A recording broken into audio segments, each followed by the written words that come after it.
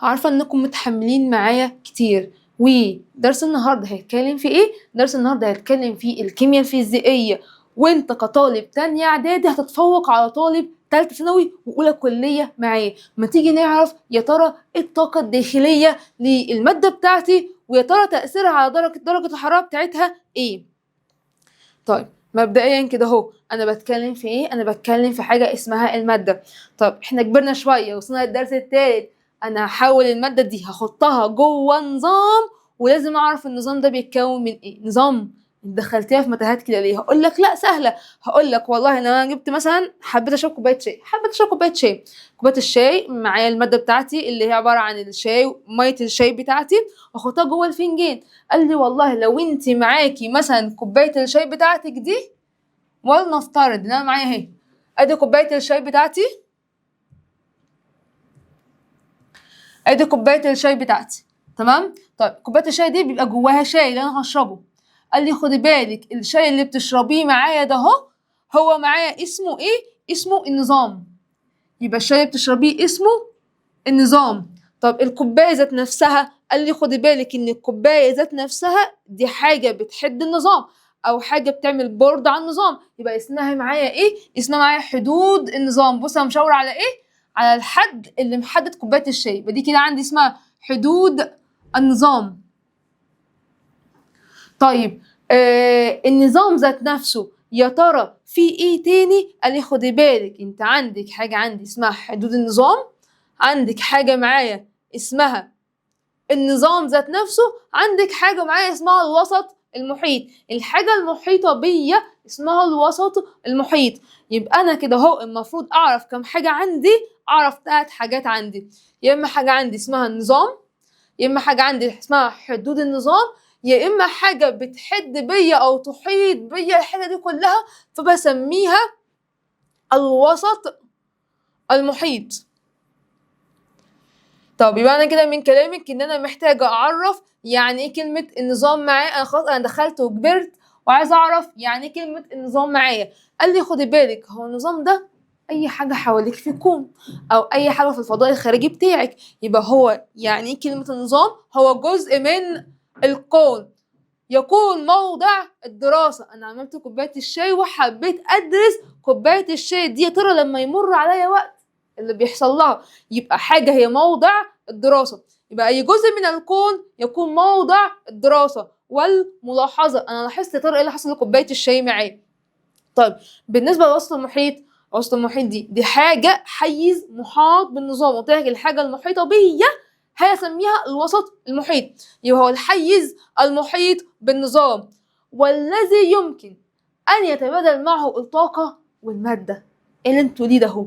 إيه اللي أنت بتقوليه في آخر كلمتين ده؟ أقول لك سهلة. ما أنا عندي كوباية الشاي اللي أنت عايز تشربها معايا دي، هي بالنسبة لي عبارة عن إيه؟ هي عبارة عن وسط مفتوح. طب هو ليه قلت عليها وسط مفتوح؟ قلت لك ما هي منها للهواء. اول ما بعملها في ساعتها بلاقي ان الكوبايه معايا سخنه، يعني معنى كده محتفظه بطاقه حراريه. ما هي سخنه يعني محتفظه بطاقه حراريه، وجواها الماده بتاعتي اللي هي كوبايه الشاي او الميه اللي انا هشربها. طيب كمان شويه والله عديت عليها بعد 10 دقايق، بعد ربع ساعه، لقيت ان كوبايه الشاي اللي معايا دي بردت او درجه حرارتها انخفضت. يعني معنى كده محتفظه بالطاقه اللي معاها ولا طارت معايا؟ هقول لك لا طارت معايا. طيب معنى كده اهو النظام اللي معاكي او هو النظام المفتوح محتفظ بالطاقه والماده ولا الماده بس؟ اقول لك لا الماده بس. يعني معنى كده من كلامك ان انا محتاجه اعرف ايه هي انواع النظام. يبقى ايه هي انواع النظام اللي المفروض ادرسها ومفروض عليا في المنهج؟ يا اما النظام معايا منه للهواء فبسميه نظام ايه؟ نظام مفتوح. منه للهواء في اي حاجه بقى، تجيب لي كوبايه ميه ساقعه، بس بعد مرور فتره من الوقت بلاقي كوبايه الميه دي السقعيه بتاعتها راحت وبقت كوبايه ميه سخنه عاديه وانا في عز الصيف. يا اما النظام معايا اسمه نظام مغلق، بمعنى انا جبت والله كوبايه الشاي دي قمت حاطه عليها مثلا ورقه عشان تحميها من فقد الحراره. عقبال ما اعمل مثلا اعمل حاجه 10 دقايق واجي اشرب كوبايه الشاي، ما نكسل اعمل كوبايه شاي تاني، فبغطيها بحاجه. انت قلت ايه؟ انت غطيتيها بحاجه، يعني انت اغلقتيها بحاجه، يبقى النظام معايا ده اسمه نظام ايه؟ اسمه نظام مغلق. او لو انت زي بتشتغل وقت كتير ومحتاج معايا كوبايه الشاي بس تستمر لفتره طويله اكتر من 6 ساعات او ممكن 12 ساعه، طب كل شويه تعمل كوبايه شاي؟ اقول لك لا طبعا، ايه ده؟ إيه الفراغ اللي انت فيه ده اهو؟ اقول لك لا، احنا هنجيب مج حراري او الترمس، بنسميه عندنا في البيت اسمه ترمس، او المج الحراري الناس الجديده اللي معايا، فده بالنسبه لي اسمه وسط عازل او معزول او نظام معزول. يبقى تالت حاجه معايا اسمها ايه؟ نظام معزول. يبقى ايه انواع الانظمه اللي انا المفروض ادرسها واعرف يا ترى تبادل الطاقه والماده هي عباره عن ايه؟ نظام مفتوح، نظام مغلق، نظام معزول. طب يا ترى النظام المفتوح نظامه ايه معايا، والنظام المغلق نظامه ايه معايا، والنظام المعزول نظامه ايه معايا؟ قال لي والله لو نظام مفتوح هلاقي ان كمان 10 دقايق ان مفيش اصلا معايا طاقه اتبخرت، مفيش طاقه بالنسبه لي، طاقه حراريه. يبقى هو يتم فيه تبادل الطاقه والماده مع الوسط المحيط، بدل الطاقة والمادة مع الوسط المحيط بالمنظر ده. أنا لو عندي مثلا كوباية مية بتغلي، المية عمالة تغلي، المية عمالة وسيبها عمالة تغلي، إيه اللي يحصل كمان شوية ساعات بلاقي المية دي نقصت معايا. طب المية نقصت معايا، المية دي عبارة عن مادة، ايه ده؟ المادة نقصت يعني المادة اتغيرت. طب المادة دي راحت فين؟ راحت في الفضاء أو في الهواء الجوي، يبقى حصل من مع الهواء الجوي معايا تبادل. طب بالنسبة للطاقة، الطاقة برضو حصل معاه تبادل. يبقى زي ايه؟ زي اناء مفتوح به ماء يغلي، الاناء مفتوح يعني نظام مفتوح، حصل تبادل بين الطاقة والمادة. طب بالنسبة للنظام المغلق، ترى النظام المغلق ده زي ايه؟ زي ازازة الكنز. لو في حد مننا شرب ازازة الكنز، لو ركز معايا شوية، جيبها من الراجل مشبرة، بس هو راح يعمل حاجة ويرجع يشربها، لقى ان التشبيره اللي على ازازه الكنز بتاعتك دي مبقتش موجوده، ما احنا في عز الحر ودرجه الحراره معاك 40 درجه مئويه. هل التشبيره انت شايفها دي هتفضل معايا؟ بس خد بالك الكنزه دي ما اتفتحتش، يعني كده معايا نظام ايه؟ نظام مغلق. يعني معنى كده من الكلام حصل تبادل للماده والطاقه، ولا الماده بس ولا الطاقه بس؟ قال لي خد بالك ده حصل نظام لتبادل ما بين الطاقه فقط. قلت لك هي فقدت الطاقه بتاعتها، يبقى هي تبادل بين الطاقه فقط دون الماده. يعني الماده جوه الكنز زي ما هي، ازازه حاجه ساقعه جوه الكنزيه بتاعتي زي ما هي، انا محصلهاش اي حاجه. طب بالنسبه للنظام المعزول، ترى النظام المعزول زي المج الحراري او الترمس زي ما بنسميه عندنا في البيت. ترى اللي بيحصل الترمس بيقعد معايا لغايه اخر اليوم، يعني من الساعه 7 الصبحيه لغايه مثلا 7 بالليل سخن. طب ايه ده؟ اصلا انا عزلته عن الهواء الجوي، اصلا انا عزلته عن الوسط المحيط. يبقى ايه النظام المعزول؟ هو نظام لا يحدث فيه تبادل لكل من الطاقه والماده، لا يحدث فيه تبادل لكل من الطاقه والماده. يعني معنى كده من كلامك ان في نظامين عكس بعض، النظام المفتوح والنظام المعزول، ده لا يحدث فيه تبادل، لكن ده يحدث فيه تبادل لكلا من الطاقة والمادة. طيب زي مين النظام المعزول معايا؟ قال لي خدي بالك زي ترمس الشاي او براد الشاي ده هو. هسألك واستناك في الكومنتات تقول لي يا ترى الثلاث صور اللي قدامك ده صورة ايه وصورة بي وصورة سي، يا ترى ايه نظام ايه وبي النظام ايه؟ يعني تقولي نظام مفتوح، نظام مغلق، نظام معزول، وسي هو عبارة عن نظام ايه. هستناك في الكومنتات تقول لي ايه هي بي كذا، وسي هي عبارة عن نظام كذا. طب تيجي بقى لأهم نقطة عندي، يا ترى النظام اللي عمالة تتكلمي فيه ده اهو، ان احنا اتنقلنا من حاجة اسمها المادة دخلنا حاجة اسمها النظام، النظام ده ليه شوية خصائص او ليه شوية حاجات لازم اعرفها عنده؟ هقول لك ان اي نظام في الدنيا، اي نظام في الدنيا ليه ان النظام معايا ده اهو ليه حاجة عندي اسمها طاقة داخلية. طب الطاقة الداخلية دي أصلا بجيبها منين؟ قال لي إن أي نظام معاكي أو أي مادة معاكي ليها طاقة وضع وليها طاقة حركة. طب لما أجمع الاتنين، قال لي لما تجمعي الاتنين يديكي حاجة اسمها الطاقة الداخلية، ما هي اسمها طاقة وضع واسمها معايا طاقة حركة. يبقى الطاقة الداخلية دي قال لي هي مجموع طاقتي الوضع والحركة معا. يعني هما الاتنين لو انت جبتيهم لأي نظام جمعتيهم هيديكي حاجة عندي تالتة اسمها الطاقة الداخلية للنظام. طب يا ترى بقى طاقة الوضع، لو أنا عندي خد بالك أنا اتحولت من حاجة اسمها مادة لحاجة اسمها نظام. طيب لو أنا مادة صلبة يبقى طاقة الوضع والحركة أخبارها إيه؟ لو أنا مادة سائلة طاقة الوضع والحركة أخبارها إيه؟ طب لو أنا مادة غازية طاقة الوضع والحركة أخبارها إيه؟ نخش على المادة الصلبة زي مثلا مكعب الحديد اللي احنا اتفقنا عليه من المرات اللي فاتت. طب مكعب الحديد طاقة الوضع هو مكانه ما بيتحركش، عبارة عن حركات غازية كده أهو. يعني أنا كده طاقته أكبر ما يمكن ولا أقل ما يمكن؟ أقول لك لأ خد بالك إن هو في مكانه ما بيتحركش، يعني معنى كده طاقة الوضع هي أكبر ما يمكن. طب بالنسبة لطاقة الحركة قال لي خدي بالك إن طاقة الحركة معايا صغيرة جدا، ما هو مكعب زي ما هو في مكانه ما اتحركش. طب لو معايا مادة سائلة زي مثلا كوباية المية أو كوباية الزيت أو أيا يكن معاك من المواد السائلة، قال لي والله بتبقى طاقة الوضع متوسطة.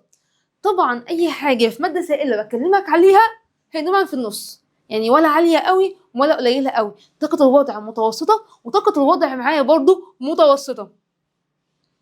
طيب بالنسبة للمواد الغازية زي الهواء زي الأكسجين زي ثاني أكسيد الكربون نظامها إيه؟ قال لي والله أنا مش قادر أسيطر عليها، أنا مش قادر أمسك الهواء، مش قادر أمسك الهواء. يعني معنى كده أهو طاقة الوضع عندك طاقة وضع أنت ثابت في مكانك، عندك طاقة وضع ملهاش طاقة وضع أو بنقول عليها شبه منعدمة.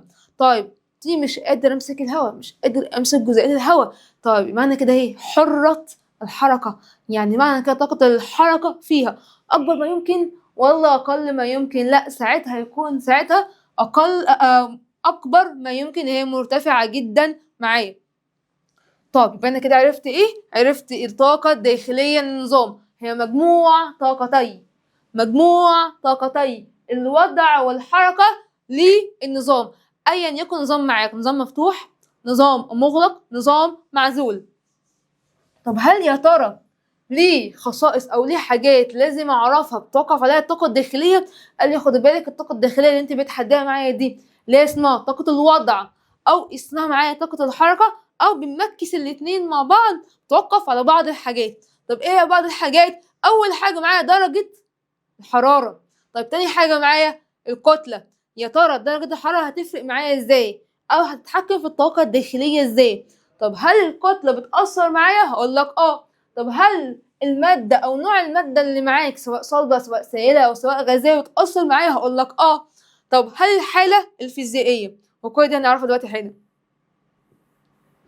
طيب بالنسبة لدرجة الحرارة هو يعني ايه اصلا كلمة درجة الحرارة؟ احنا خلاص بقى دخلنا زي ما نقول اولى ثانوي معانا وعايزين نعرف اساس الكيمياء الفيزيائيه. هي ايه درجه الحراره؟ هقول لك والله لو واحد عيان معايا العيان ده بقيس حرارته بمقياس او بالترمومتر.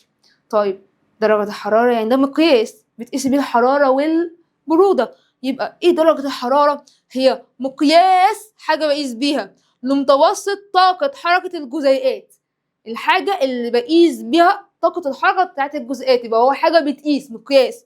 تاني عايز أعرف يعني كلمة درجة الحرارة هو مقياس لمتوسط طاقة حركة الجزيئات. طيب هحسبها ازاي؟ قال لي والله لو انت جبت معايا طاقة الحركة قيمة طاقة الحركة على عدد الجسيمات اللي معاكي جوه النظام او جوه الغرفة او جوه البيكر اللي معاكي، احنا طبعا شغالين كيمياء، على عدد الجسيمات هيديني متوسط طاقة حركة الجسيمات انت بتتكلمي عليها. طيب هل يا ترى اصلا ليا تأثيرات على الحرارة بتتكلمي عليها دي درجة حرارة هل ليها تأثيرات على طاقة وضع وطاقة الحركة بتاعت الجسم؟ هقول لك دي أول حاجة أصلا من العوامل اللي بتأثر على النظام من حيث طاقة الوضع وطاقة الحركة، إن أنا ممكن أقول عليهم الطاقة الداخلية للنظام.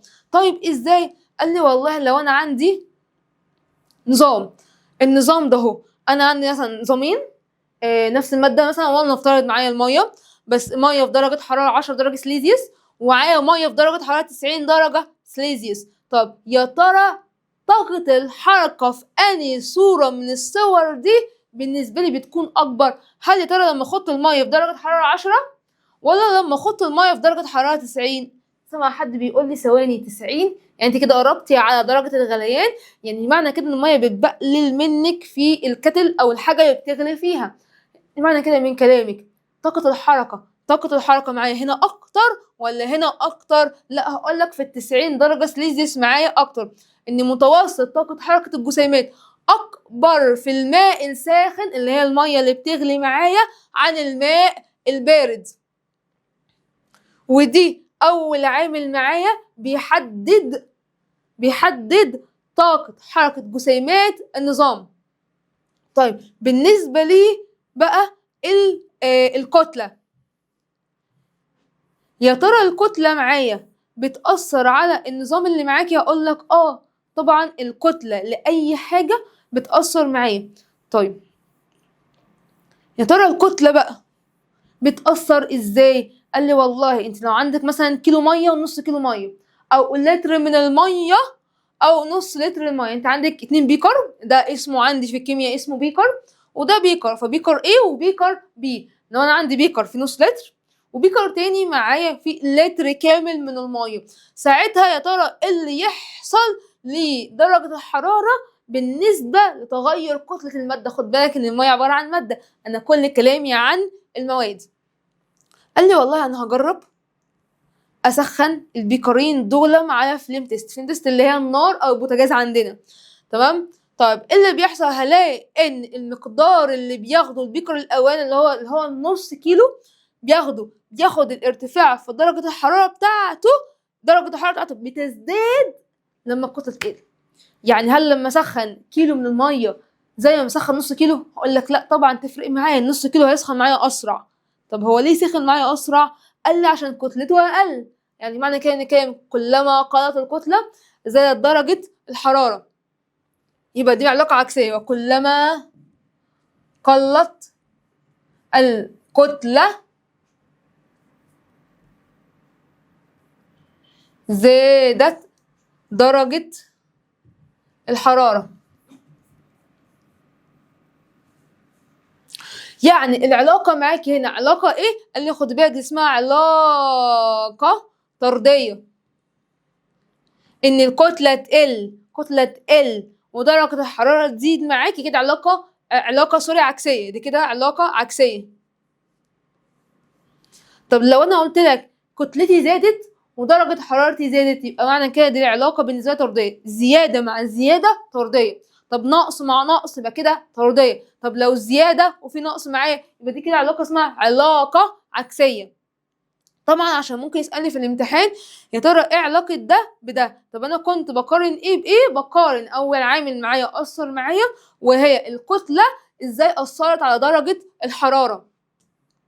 هل يا ترى في عوامل تانية بتأثر معايا على درجة الحرارة؟ هقول لك طبعا نوع المادة. هل يا ترى لما اجيب مثلا لتر من الزيت زي ما تجيب لتر من المية، يعني نفس ازازة الزيت نفس الحجم بتاعها بس هتجيبه على اساس مية، يعني كده عندي 2 بيكر من الماء العادي بتاعنا وبيكر من الزيت، هما الاتنين عند نفس درجة الحرارة.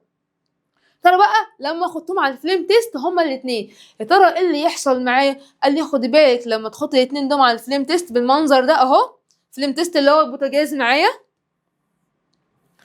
يا ترى ايه اللي بيحصل؟ هنلاقي ان معايا العلاقة تساوي تسخين كتلتين متساويتين من الزيت والماء بنفس المصدر الحراري. خد بالك انا هخضع كل الحاجات دي لنفس الظروف القياسية، يعني مثلا لو سخنت على 100 درجة هسخن هنا على 100 درجة، طب لو سخنت على 20 درجة هسخن برضو هنا على 20 درجة. يا ترى ايه اللي حصل؟ لقيت ان الارتفاع في الزيت درجة الحرارة ارتفعت في الزيت اكتر من المية.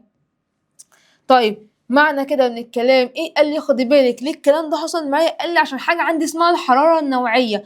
ايه الحراره النوعيه دي؟ قال لي خدي بالك ان كل ماده معاكي من المواد اللي بتدرسيها خاصيه مميزه ليها. كنا خدنا زمان في اولى اعدادي، طبعا المنهج الجديد برضو معانا، ان انا عندي حاجه اسمها الكثافه، والكثافه خاصيه مميزه للماده. او عندي درجة حرارة الانصهار او عندي درجة حرارة الغليان، ودي خاصية مميزة للمادة. ايه ده؟ يبقى انت كده عندك حاجات مميزة للمادة. هنضيف عليهم السنة دي حاجة جديدة معايا، وهي حاجة عندي اسمها ايه؟ اسمها الحرارة النوعية. ليه بالنسبة لي الزيت غلى أسرع من المية؟ لأن الحرارة النوعية للزيت أقل من الحرارة النوعية للمية. يعني معنى كده من الكلام إن أنا محتاجة أعرف يعني إيه كلمة الحرارة النوعية. قال لي أنت جبت إيه؟ أنت جبت كيلو مية وجبت كيلو زيت، رفعت درجة الحرارة 1 درجة سليزيوس عشان تقدري تسخني الزيت أو عشان تقدري تسخني المية، صح؟ قلت لك بس خد بالك إن المية مادة والزيت مادة، يبقى كمية الحرارة اللي انت احتجتيها عشان ترفعي 1 كيلو من المادة اللي معاكي، سواء كانت زيت سواء كانت مية سواء كانت حديد سواء كانت نحاس، أي مادة معاك، كمية الحرارة اللازمة لرفع درجة حرارة 1 كيلو من المادة. أنا ما ذكرتش مية بس، ما ذكرتش زيت بس ذكرت لك كلمة المادة عشان ممكن أغيرك بحديد، ممكن أغيرك بنحاس، ممكن أغيرها لك بألمونيوم. طيب من المادة مقدار ايه؟ 1 درجة سليزيوس. طب هل يا ترى الحرارة النوعية دي أرقام عليا لازم أعرفها؟ هقول لك لأ، الأرقام دي مش عليك إنك تحفظها معايا، بس كانت في المنهج القديم أولى ثانوي كان عليهم إجباري الحرارة النوعية للماء 4180، كان عليهم إجباري في المسائل، لكن حاليا لأ هي مش عليك. طيب يا ترى إيه تاني ممكن يأثر معايا على درجة الحرارة زي ما انت بتتكلمي معايا؟ قال لي خدي بالك اللي هيأثر معاكي حالة المادة. يا ترى المادة اللي معايا لو مادة بالنسبة لي حالة المادة صلبة وسائلة ولا غازية بتأثر ازاي؟ يعني احنا جبنا مثلا مكعبات من التلج بس نفس الحجم، مثلا جبت كيلو مكعبات من التلج هجيب كيلو مية، والله جبت نص كيلو هجيب هي نص كيلو، يعني هثبت ظروف التجربة. تمام؟ هل يا ترى حالة المادة سواء مادة صلبة أو مادة سائلة لما غير درجة الحرارة ايه اللي يحصل لها؟ قال لي خدي بالك انت خدتي حاجة معايا اسمها الحرارة النوعية للماء. طب هي خاصية مميزة لكل مادة. قال لي بس بتختلف من حالة إلى حالة أخرى. أنا عارفة إن اسمها مية، بس المية دي بتوجد في حالات، لكل حالة حرارة نوعية ويميزهم الماء. يعني بتميز معايا هي عبارة عن ايه؟ عبارة عن المية. هجيب كيلو من ده او نص كيلو من التلج ونص كيلو من الميه وهسخن عليهم الفليم تيست او البوتاجاز بتاعي. اللي يحصل هلاقي الارتفاع في درجة حرارة الثلج اكبر من درجة حرارة الماء، لان الثلج درجة حرارته اهي، درجة حرارته اكبر من درجة حرارة الماء. طيب ايه ده؟ طب اشمعنى الكلام ده حصل معايا؟ ليه حصل معايا؟ قال لي خد بالك اصل الحرارة النوعية للتلج اقل من الحرارة النوعية للماء.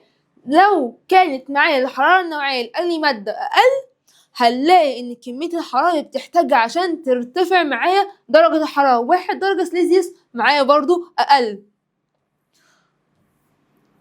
وبهنا نكون خلصنا ايه؟ احنا كده خلصنا مع بعض النظام.